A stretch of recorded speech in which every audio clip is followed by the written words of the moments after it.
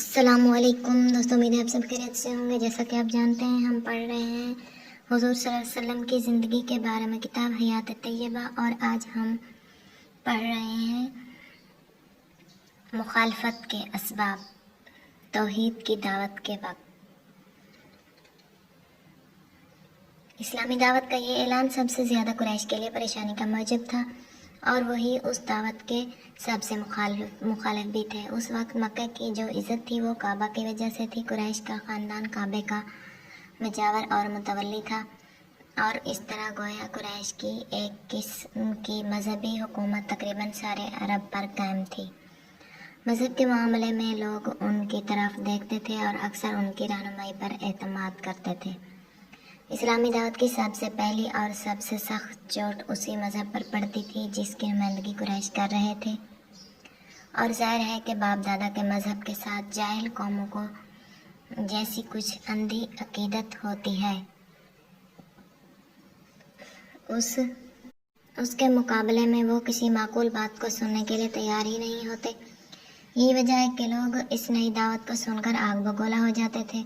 پھر قریش کے بعد اقتدار لوگوں کو یہ بھی صاف نظر آ رہا تھا کہ اس دعوت کے پھولنے پھیلنے کا مطلب اس کے سوا کچھ نہیں ہے کہ ان کا سارا اقتدار مٹی میں مل جائے گا، اور انہیں جو مذہبی قیادت کا مقام حاصل ہے وہ آپ سے آپ ختم ہو جائے گا۔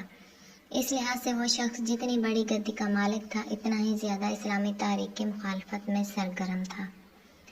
پھر قریش میں بہت سی بد اخلاقیاں پھیلی ہوئی تھیں۔ بڑے بڑے لوگ ان برائیوں میں مبتلا تھے اور باوجود اس سے کہ ان کا مذہبی مقام ان کو لوگوں کی نظروں میں گرنے کا نہیں دیتا تھا۔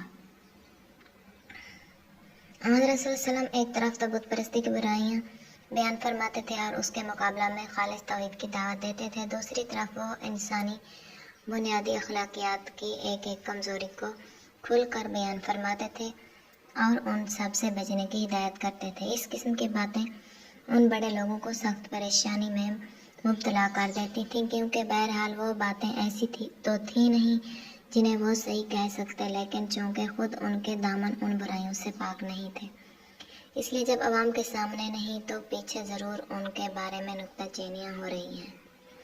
یہ بات ان کو جھنجھلاہٹ کو بڑھانے کے لیے بہت کافی تھی۔ قرآن مجید میں برابر ایسے بدکاروں اور بد اخلاقوں کے لیے آیتیں نازل ہو رہی تھیں۔ جب یہ آیتیں لوگوں میں پھیلتی تو ہر شخص محسوس کر لیتا کہ ان کا مخاطب کون ہے۔ تحریک اسلامی کی مخالفت اور دشمنی کے لیے یہ تمام اسباب اتنے کافی تھے کہ ہو سکتا تھا کہ صاحبان اقتدار اسلامی جماعت کے تھوڑے سے افراد کے خلاف تلوار لے کر اٹھ کھڑے ہوتے اور اس خطرے کا یک بار بھی سد باب کر دیتے، لیکن مشیت الہی میں تو یہ فیصلہ ہو چکا تھا کہ انہی مٹھی بھر انسانوں کے ہاتھوں سارے عالم کو اللہ کی وہ رحمت پہنچنا ہے جو رہتی دنیا تک انسانیت کی نجات کا واحد ذریعہ ہے۔ اس لیے اس وقت کچھ ایسے اسباب بھی فراہم ہو گئے تھے جن کی وجہ سے قریش یہ اقدام نہیں کر سکتے تھے۔ آج کی ہماری یہ ویڈیو یہاں پر ختم ہوتی ہے۔ امید ہے ویڈیو پسند آئی ہوگی۔ ویڈیو پسند آئی تو لائک ضرور کر دینا، چینل پر نئے ہیں تو چینل کو سبسکرائب کر دینا تاکہ اسلامی کتابوں کی تمام ویڈیوز آپ تک پہنچتی رہیں۔ ملتے ہیں اگلی ویڈیو کے ساتھ، تب تک کے لیے اللہ حافظ۔